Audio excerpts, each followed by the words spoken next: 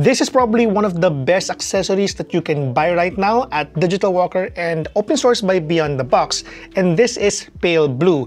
Now what's unique about this is that this is actually a AA, also available in AAA variant, na you can charge via USB. At this promises up to 1,000 charge cycles. Now, very unique. You can now buy this. Yung AA variant is 1,790 at yun namang kanilang AAA variant is 1,590. Available sa Digital Walker at saka sa open source by Beyond the Box.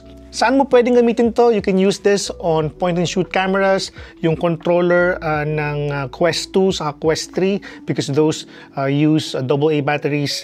Very, very useful. And special thanks to Digital Walker for sending this to us. This has been Gian. Catch you in the next one.